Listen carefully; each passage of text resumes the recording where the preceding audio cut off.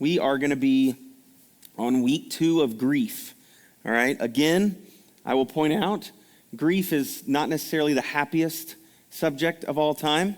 And for whatever reason, I don't hear a lot of sermons on it. It's not talked about a whole lot. But when you really look at our life, when you kind of think about it in the past, whatever you've been through, grief happens quite often for us.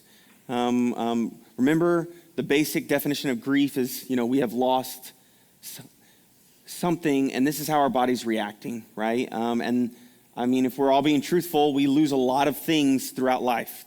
Like we grow up in a world in which we understand death or the end of something is a part of it. And so grief is just that thing that goes along with something ending or going away. And so we are going to be actually in the Old Testament this morning. We're going to be in 1 Samuel. Now, I know I read this before because I've read 1 Samuel before, but I did not necessarily think of this passage as a passage of grief until I happened upon it this week. And you know how the Bible works, where you read it. Sometimes when you have different eyes, you see something different in a passage. And so we are going to be focusing on 1 Samuel. We are going to be talking about Hannah. Hannah is going to be Samuel's mother, all right? And we are going to see her in an instance in which she is hurting, she is upset, and we are going to kind of go over how she responds. I'll remind you that last week we looked at how Jesus responded to grief, right? And I will just, spoilers, but Hannah is going to respond in very similar ways that Jesus responded, or technically in, how we see time pass. Jesus responded in very similar ways than, that Hannah responded. Technically, Hannah came first as far as physical human beings. So, but you will see them kind of react in similar fashions, right? There's this idea that when grief hits us, you can see that two people approach God in the same fashion, approach the situation in the same fashion. And so you'll continue to kind of see this pattern, and it should kind of speak to you as this is what we should be doing. If these people are responding to God in this way, and we're seeing fruit or dividends be bared from the way that they're acting, then it should speak to us that we should also respond or try to respond to grief in the same fashion. So starting in 1 Samuel, it's going to be 1 Samuel chapter 1, right at the very beginning. Obviously, 1 Samuel, 2 Samuel involves the prophet Samuel a lot.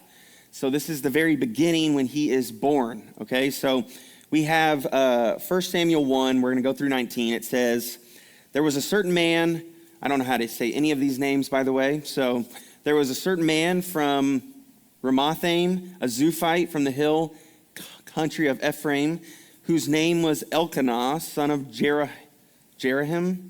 I didn't want to say Ham. Jerahim, the son of Elihu, the son of Tohu, the son of Zuph, an Ephraimite. I really, they used to say their lineage like I am the son of, I really hope that was not his entire name, like you had to wait that long. Anyway, an Ephraimite, he had 2 wives. One was called Hannah and the other Peninnah. Peninnah had children, but Hannah had none.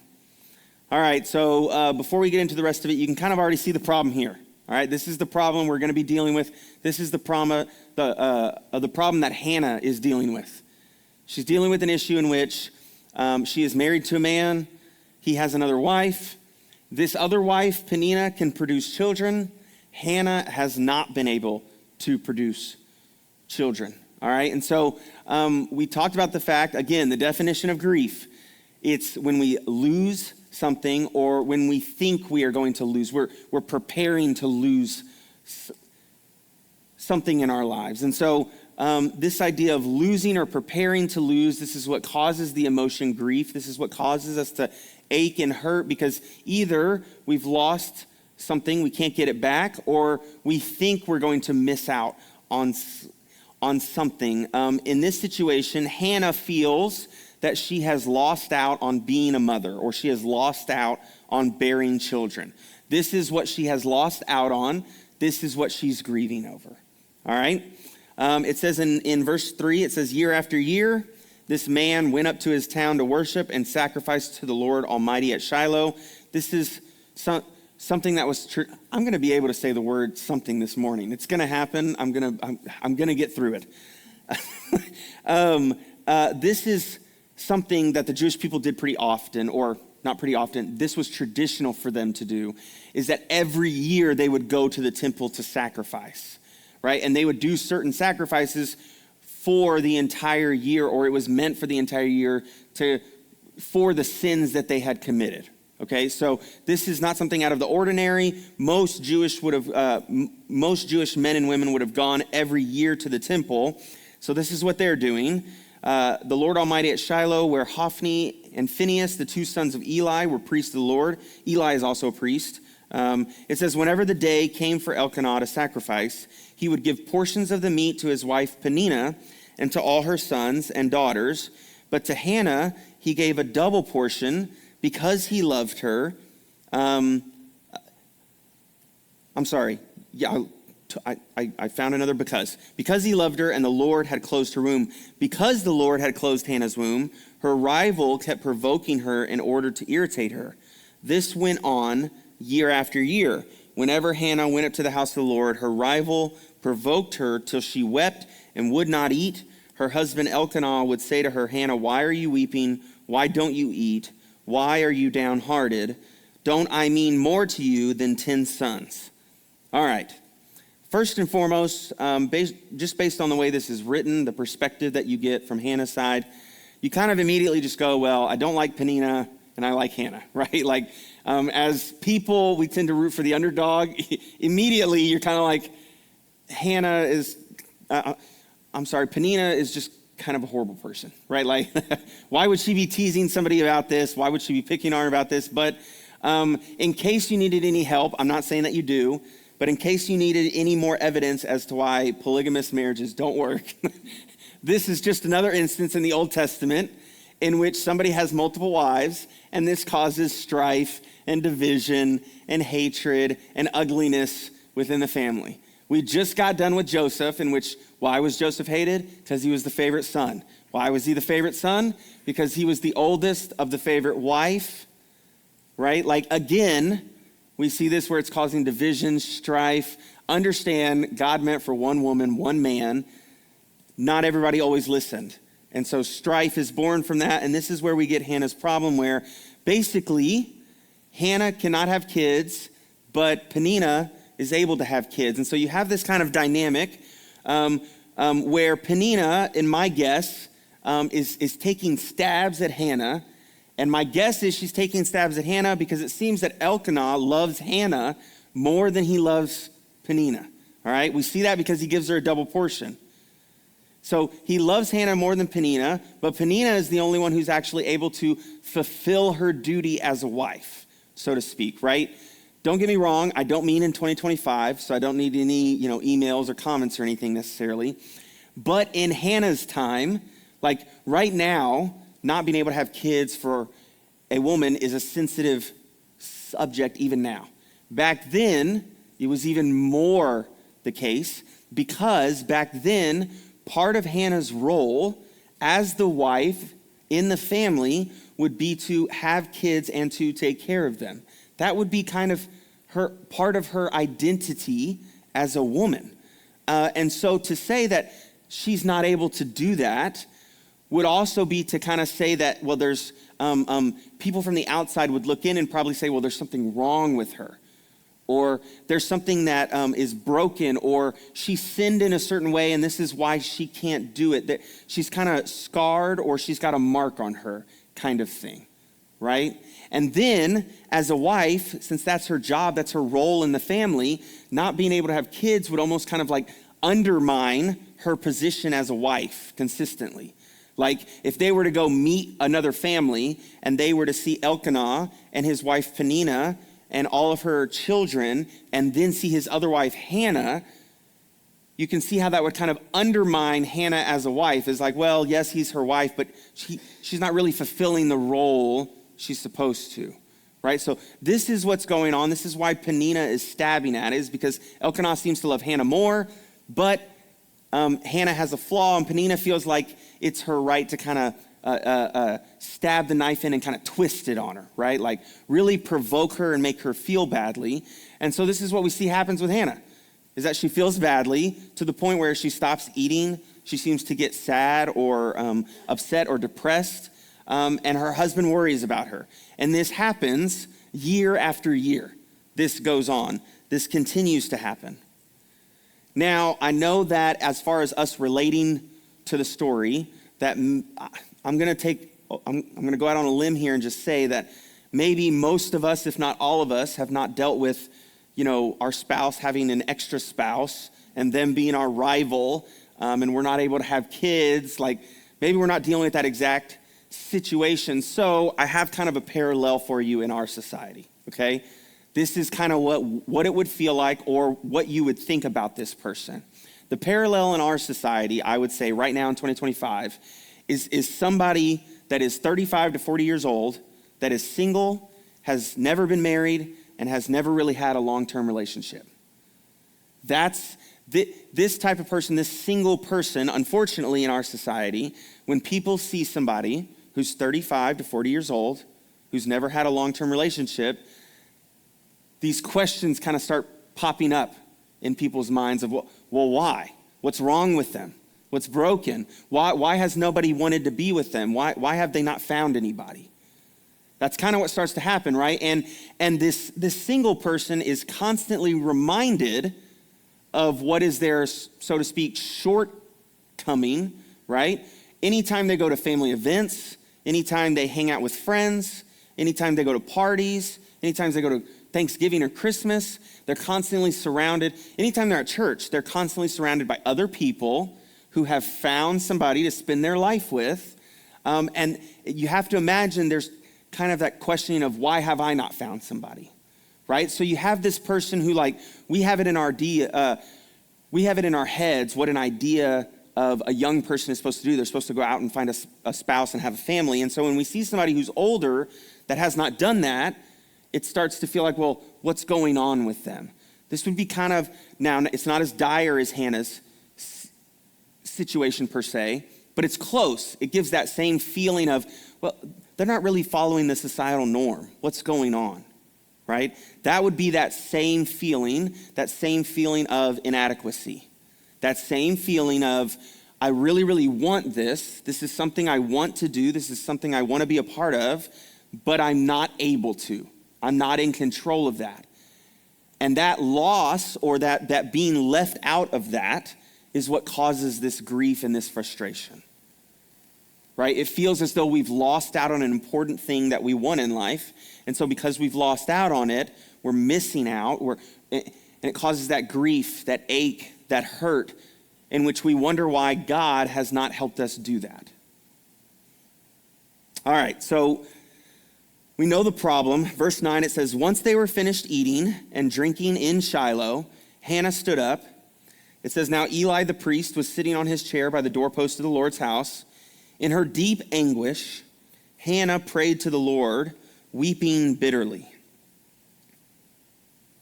And she made a vow, saying, Lord Almighty, if you will only look on your servant's misery and remember me, and not forget your servant, but give her a son, then I will give him to the Lord for all the days of his life.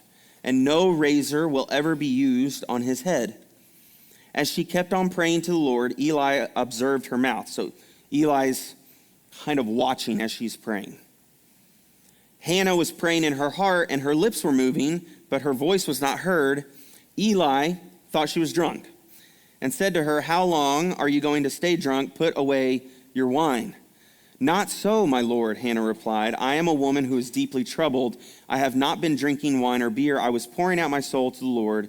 Do not take your servant for a wicked woman. I have been praying here out of my great anguish and grief. Eli answered, go in peace, and may the God of Israel grant you what you have asked of him. She said, may your servant find favor in your eyes. Then she went her way and ate something, and her face was no longer downcast. All right. So many good things happen in this passage, all right? This is where we get to the part where we see Hannah respond in a positive fashion. First and foremost, and I'm going to continue to say this as we broach the subject, she does not sugarcoat.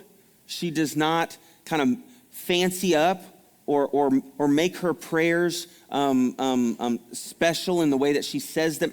She is honest and genuine and vulnerable in the way that she prays. All right? She goes to God and expresses herself in a genuine and honest fashion. She lets God know how she's feeling.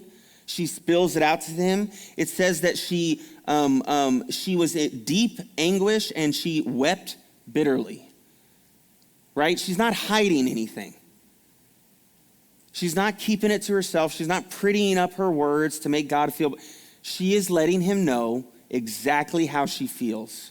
She's expressing herself honestly. She's pouring her soul out to God because she is hurting and she knows that he is faithful. This is what's going on here. And it makes me wonder, just out of curiosity, because I asked myself this, out of curiosity, when's the last time where you didn't go to pray to God with an agenda, where you were praying for yourself or you're praying for somebody? When's the last time you just closed your eyes, sat in a room, and just were with God, where you just poured out your soul, whatever it was with him? You just let him know these things that you're worrying about. You let him know these things that you're kind of anxious of, that you're fearful of, but you also let him know what your goals were, what the aspirations are, what you appreciate him for. You just were in front of God. Whatever the state you were in at the moment, you just sat down and that's what you presented. Because I can be honest with you and say that I don't really know the last time I did that specifically. Don't get me wrong. Me and God talk all the time. Okay? He's constantly teaching me, guiding me. I'm constantly asking for guidance. I'm asking to learn. Right? I'm constantly consulting with him. What would you like me to do? I want to follow your will. So we communicate. We have good communication. But when's the last time I literally just sat and I just was with God? When's the last time you just sat and just were with God and let him just be with you? Right? Hannah is doing this. Now, she has something specific she's going to him about, but she doesn't try to make anything seem like it's not. She is open and honest. She is dealing with this at the very moment that she prays, and she just pours it out to him, knowing that he can take care of it. The second thing that she does that I want you to see, or the second thing that I want to point out to you, and I don't know how desperately I can say it. I can say it over and over. I know that I'm not one who, I don't really have an excited voice and a depressed voice. I just have a voice and it stays the same all the time. So I don't know how to express the desperation to you, but God does not want your rituals. He does not want your works. That is not what he desires from you. You can light all the candles you want. You can get on your knees. You can do all these special things before you pray if that makes you feel better. Great. But that is not really what God does not want your rituals. He doesn't. God wants your heart and your faith. That's what he wants. That is what he desires. That is what he wants you to give to him. And you see Hannah here. Eli thinks she's drunk, so it's not pretty. Okay? I don't know if you've seen somebody who's intoxicated and, the way they kind of, are off balance or they sway or they're not, it's not a pretty sight. It's not something or a state that you see somebody in, you're like, man, they're at their best. Okay? That is not what happens. And so for Hannah, that's what she looks like. Eli assumes that she's drunk. That is how focused, how much she is keyed in on pouring herself out and for God to hear. She's only got one thing on her mind, and it's that she's hurting and she wants her God to know about it. He does not want your rituals. He wants your heart and your faith. He wants you specifically. When we say that God desires a relationship for you, that's what I mean. He does not desire me and my wife loves me to death, right? And I'm thankful for it. And I love her to death. And don't get me wrong, I'm glad she's in children's today. She will tell you, yes, she definitely wants me to do the dishes, right? She wants my works. She wants me to do the dishes. She wants me to clean the house. She wants me to help, right? She wants my works to an extent. But at the end of the day, she's not concerned. The thing that's her priority is not necessarily my works or the rituals or the acting or pretending I do to make her feel better. What she really wants is me. She wants my heart. She wants to know that deep down I just care about her. I have faith in her. I believe in her. That's what she wants. That's the kind of relationship that God wants with you. He does not want one where you're tiptoeing and you're acting a certain way and you're, well, if I do this, I flick the light 3 times, that'll make him actually like me. That's not what he wants. He wants your heart. He wants your faith. He wants you to be genuine. And we see Hannah do this. She pours it out to God. And we see the result in verse 17. I'm sorry, I lied to you. Not verse 17. Verse 19, it says, early the next morning, they arose and worshiped before the Lord and then went back to their home at Ramah. Elkanah made love to his wife Hannah, and the Lord remembered her. So in the course of time, Hannah became pregnant and gave birth to a son. She named him Samuel, saying, because I asked the Lord for him. All right, I got 2 things for you in this one, and I don't want you to miss. First thing is I don't want you to miss the end of verse 19. Huge, powerful statement in the end of verse 19. The end of verse 19 says, and the Lord remembered her. Understand what this is suggesting. Hannah pours out her soul to God, asks him to remember her, right? And then the God of the universe, the God of creation, remembers Hannah. Now, keep in mind, we're talking about Hannah. Nobody knows who Hannah has done nothing of note. She has no massive accomplishments. She's a wife, and she's not even able to bear kids. Yet, the Alpha and the Omega, God, remembers Hannah. That should be massively encouraging to each and every one of us in this room. God remembered Hannah for no other reason than he loves her. That's it. He remembers her. There are a lot of things that I can do during the day. There are a lot of things that I can try to accomplish, a lot of things that I can go after. There are a lot of things that I could be doing each and every day differently on a daily basis, and I don't think any of it would really top a day in which God just remembers me. Right? That's as good as it can get. We haven't had a shirt for this year. I'm big on shirts. I like reasons to wear t-shirts. You can notice, especially well, I thought it was gonna be hot today. It wasn't. I could have worn something else. But any excuse to wear t-shirts. And so, I know it sounds cheesy, but that's something I would put on a shirt, right? And he remembered her. Because that's how inspiring, that's how massive it is for us. Our God is not a God who just forgets us, who we're too small or too insignificant. Hannah told him she was hurting, and he responded, he remembered her. The other thing I want you to see in this is that in the same way that last week we saw Jesus give us an example of what it looks like to submit to the Father's will, right?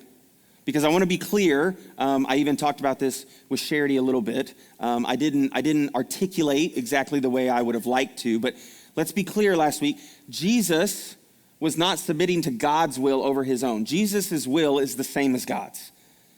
But Jesus is also fully human, so he knows that emotion of wanting something, right? And so that's kind of what we see going on. This is a little different because Hannah is not God, okay? Hannah does not share his will, but we see that she submits what she wants to God's will.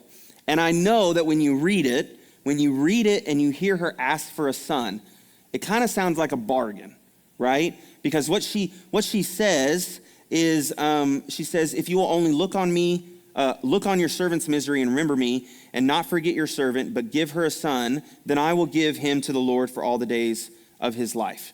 Okay, so this idea of well, if you give me a son, then I'll give you this, right? It seems like a bargain. But you have to understand what she's really saying What she's really doing is she's saying, God, if you will bless me in this fashion that I desire this so badly. If you in your will bless me, then I will take that blessing, and that blessing will actually be a blessing for you. Understand, she's submitting what she wants to God's will. Let me use the example we were using earlier, okay?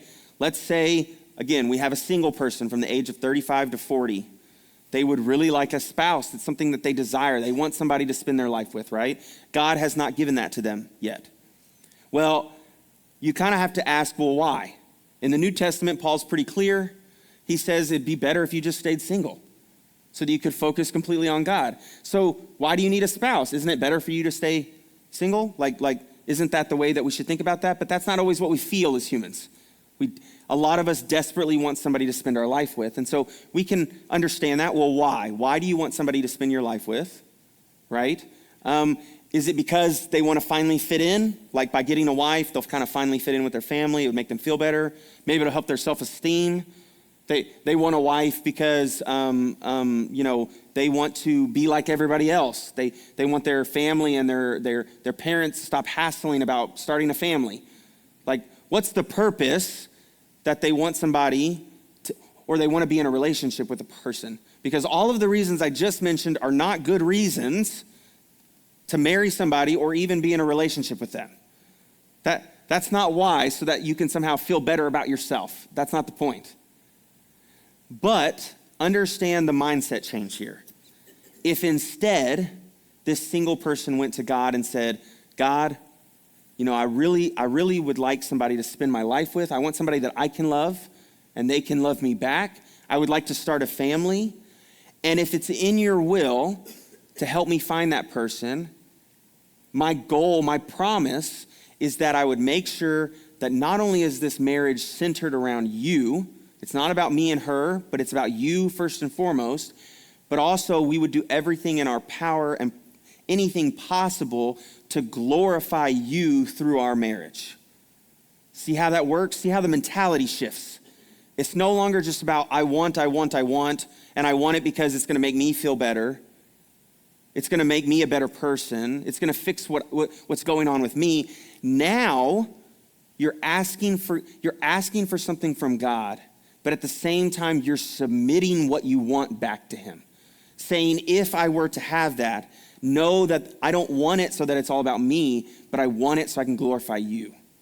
This is what we see Hannah doing. Hannah is not suggesting that, well, God, I really need you to give me a kid so Penina will stop picking on me. That's not what she's saying. She's not saying, I really need a kid so I can prove to Penina that I'm actually the better wife. I need a kid so that people will stop looking down on me and bothering me. That's not what she says. She says, I want a kid. She wants it badly, right? She desires this, but God, if you give me a kid, even if you give one to me, he's still yours. That's what she's saying. And so even though she is asking for something, she is also submitting to his will. Saying that if I get one, he will be yours. And she keeps her promise. She has Samuel, and when Samuel's old enough, she takes him to the temple and presents him to Eli. So she is faithful in what she said. Now, I know that life is not easy. We have problems, we have issues we face consistently throughout life. They're not fun. We have to get through them, right? There are times in which it feels like, well, I've only got one way and it's forward, so I might as well just kind of keep trudging on, right? That is what I will never get on this stage. You'll never see me do it. I will never get up here and tell you that being a Christian, having a relationship with God will fix all your problems and life will be easy from now on. It's just not the case. It's not really how this functions. We experience a lot of victories in life. There's a lot of good things that happen. I hope y'all know, I tend to be a pessimist, or what most pessimists will say is, I tend to be a realist. Like, it's just how life is, right? I tend to be a pessimist, but I promise you that's not all I am. I recognize the victories. I recognize the small things when God provides, right? And it's encouraging and it's uplifting. And God reminds me that at the end of the day, he's in control. Why did I even doubt in the first place? We have a lot of victories in life, but we also have, if not just as many, maybe more defeats, right? We do live in a sinful world, and so we experience the pain and the hurt and ache that comes along with that. We talked about the fact that in Romans, Paul says creation is groaning. We live in a world that is groaning. But I would encourage you today, I would help you remember that our God is not a God that thinks our problems are too silly, or that our problems are insignificant, or he ignores some of our prayers. That's not how he works. But in the same way that he remembered Hannah, he can remember you too. And he does remember you as well. So the grief that you're dealing with, the problem that's in front of you, that's causing you stress, that's causing you hurt, that's causing you to ache, it's not disrespectful for you to take that to God. It's not a slight on the life that he's given you to tell him why you feel something's wrong, why you don't feel right about something. Our God cares deeply about what's going on with us. And he cares about what's happening with us. And he wants to be there in our hurt, in the problem that we're dealing with.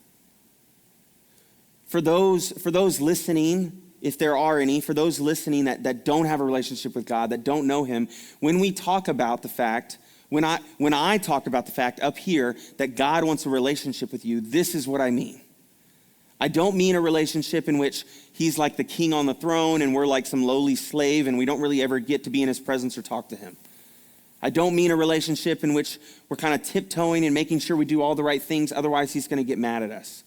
I mean an intimate and personal relationship, uniquely with each and every one of us, in which God takes the time to care about our hurts, our pains, our aches. None of them are too small or too big. And when we need him, he remembers us. That's the God I'm talking about. That's what I mean by saying that God can save you and rescue you, because that God loved you enough to send his only son to die for you so that he could forgive your sins, so that he could look on you with righteousness, and he could be there for you in times of hurt, so he could treat you as a child of God. You could be a part of his family. And even when we die because of the result of sin and our life here is over, he wants you forever. That's the kind of relationship we're talking about. That's what God wants from you. That's why he so desperately wants your heart. It's not because he wants to be in control or he's trying to control your life. He wants to change your life for the better. He wants to somehow take the hurts and the aches that we have and turn them and use them for good and for his glory. That's the kind of God that we serve. Notice that Hannah finishes praying in verse, I think it was verse 15 or so. It was verse 18. It says, notice she was done praying. Her problem had not been fixed. Her problem was not fixed. She was done praying. It's not like she had a son right then and there. She was done praying. She was leaving. She talks to Eli. And notice what it says. It says, then she went her way and ate something, and her face was no longer downcast. How restoring and reviving it is to just pour ourselves out to God and spend time with him. When we talk about God having a saving grace, and that saving grace, it is for anybody, this is what we mean. This restoring, this reviving that God can do for a person. This is the benefit of having a relationship with him and being able to go to him at any time we need him. This is what we mean by having an intimate, personal relationship with God. I wanted to end by reading you what Hannah says in chapter 2. So we ended at verse 20. The chapter ends in verse 28. So we didn't miss too much. And in in chapter 2, verse 1 through 10, this is what Hannah says. It says, then Hannah prayed and said, my heart rejoices in the Lord. In the Lord, my horn is lifted high. My mouth boasts over my enemies, for I delight in your deliverance. There is no one holy like the Lord. There is no one besides you. There is no rock like our God. Do not keep talking so proudly, or let your mouth speak such arrogance, for the Lord is a God who knows, and by him deeds are weighed.